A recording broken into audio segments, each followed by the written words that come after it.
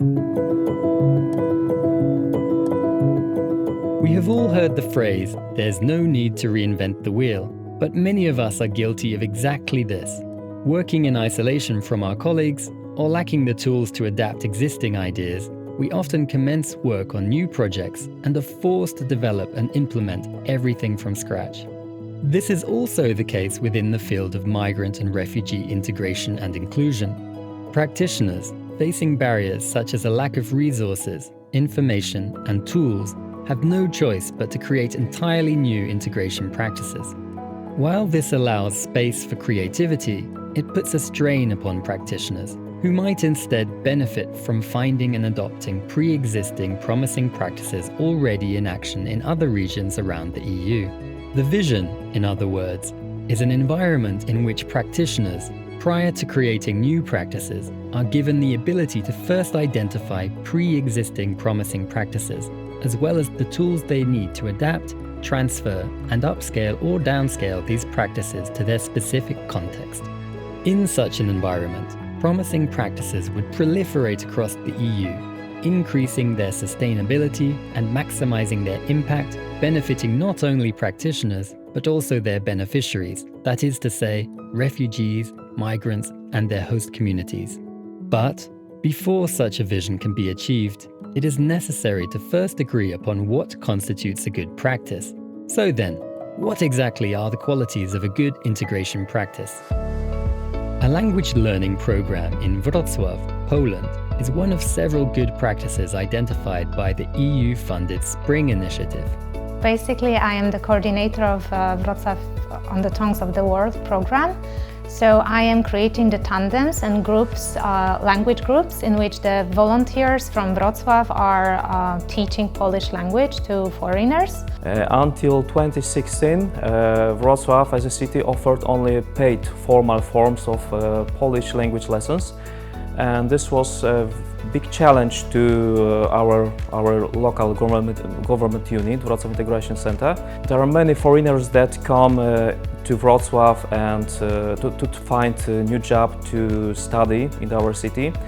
And it was a very big problem to integrate them into local society and to help them to learn our language. So we decided to create this project, Wrocław na językach świata, to help them to achieve these skills, like, for example, knowing Polish language. When in terms of statistics, it's around 4,000 people that have applied since 2016, and around, like, in terms of the people willing to learn the language. And from the side of volunteers, we had 250 applications, something like that.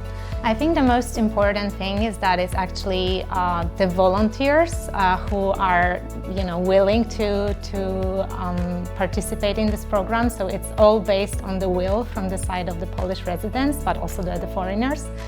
And I believe that because of that, the contact between the volunteers and the foreigners is a lot better. It's more natural. Just because they are already eager to show Wrocław to migrants, they are eager to share their culture, they are eager to speak about, just kind of create the relationship, I would say. So I think that's the strong side. Well, I totally think that it could be done in any other city, actually. Like, why not? It's just based on the volunteers, so I think it's just about the promotion. And especially right now in Poland, but in other cities of Europe and worldwide, there is so many, the number of migrants in the cities is growing. So I just don't, this program doesn't really require big funding, or since it's based on the work of volunteers. So I totally think it should be actually done everywhere. As part of Spring project, we created a validation grid. So with this validation grid, we are evaluating different aspects of integration practices. We basically assess the quality of these practices. So we have some main areas to look into and some other key questions and checklist items that we check the practices. So for us and for this validation grid, integration should be a two-way process, including both the receiving society and the migrants themselves. And also it should strive for an intercultural integration model. respecting differences of people and also empowering those who are disadvantaged.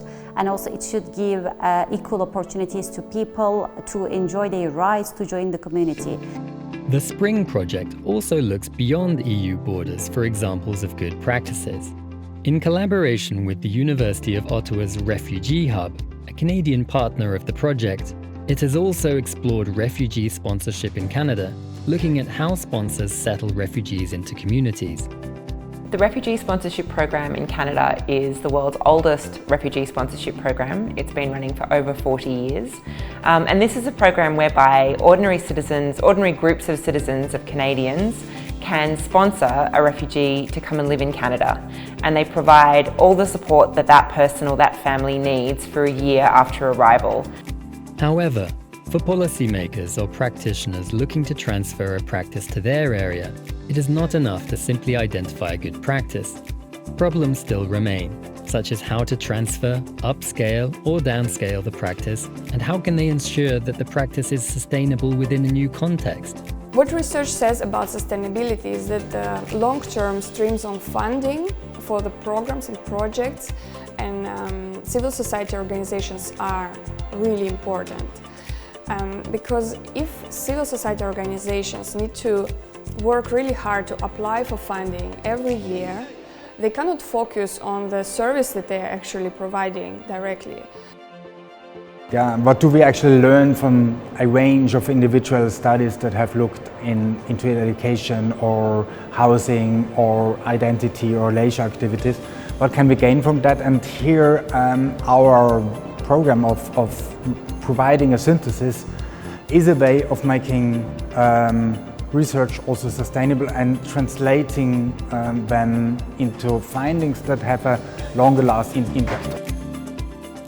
Practitioner Toolkit is a very practical tool that we created to give some recommendations and roadmaps to practitioners while transferring a good practice. So with this toolkit, we would like to show what transferability is, especially when it comes to integration practices. What are the key steps of transferability? What kind of practices can be transferred better? Are you a practitioner looking for support in identifying, transferring, or upscaling a promising integration practice to your area? The Spring platform is home to a synthesis of promising practices, as well as the tools you need to evaluate and adapt the practice to your specific needs. Learn more at integrationpractices.eu.